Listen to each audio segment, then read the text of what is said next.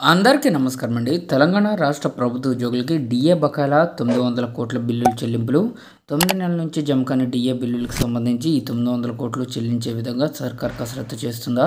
దసరా కానుకగానైనా తీపి కబురు వచ్చేనా? సో ఈ వీడియోలో వీటి గురించి పూర్తి వివరాలు అయితే తెలుసుకుందాం.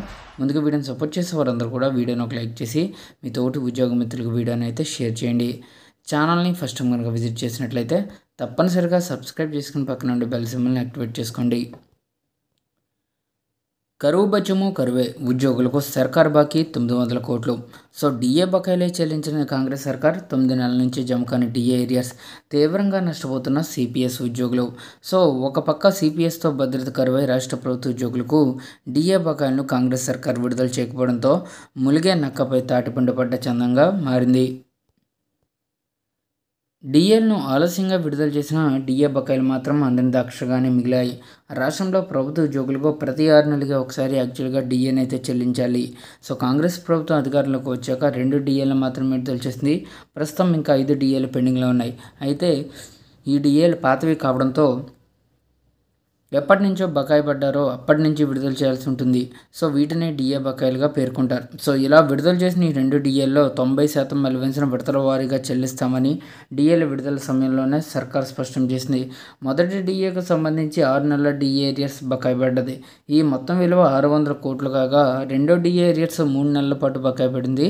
వీటి విలువ 300 కోట్లు. సో ఒక నెల బకాయి కింద 100 కోట్లు చెల్లించాల్సి ఉండగా ఈ కాలంలో సిపిఎస్ ఉద్యోగులు 900 కోట్ల మేరకు నష్టపోయారు. ఇంకా 2022 జూలై నుంచి 2024 అక్టోబర్కు ఇవ్వాల్సిన డిఏ బకాయిలను 2025 జనవరి 17 నుంచి సమాన వాయిదాల్లో చెల్లించాల్సింది. ఇక 2023 జనవరి నుంచి 2025 జూన్ వరకు ఇవ్వాల్సిన మరో డిఏ బకాయిలను 2025 జూలై నుంచి 28 సమాన వాయిదాల్లో చెల్లించాల్సింది. దసరాలోపు ఏరియాస్ చెల్లించండి అని చెప్పేసి ఉద్యోగులు అడుగుతున్నారు.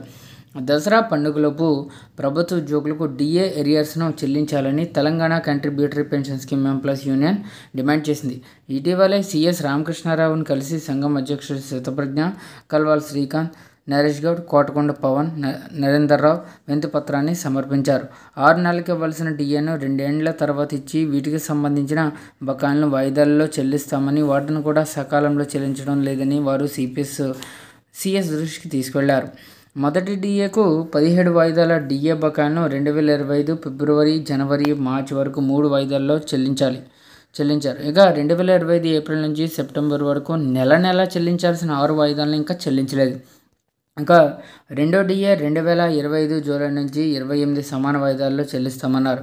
జూలై పోయింది, ఆగస్టు గడిచిపోయింది, కానీ ఇప్పటి వరకు సెప్టెంబర్ చేరింది కానీ ఒక్క వాయిదా కూడా చెల్లించలేదు. ఇక మొదటి డిఏవి 6 విడతలు, రెండో డిఏవి 3 విడతలు కింద మొత్తం 9 విడతల డిఏ ఏరియాస్ సర్కార్ బకాయి పడింది.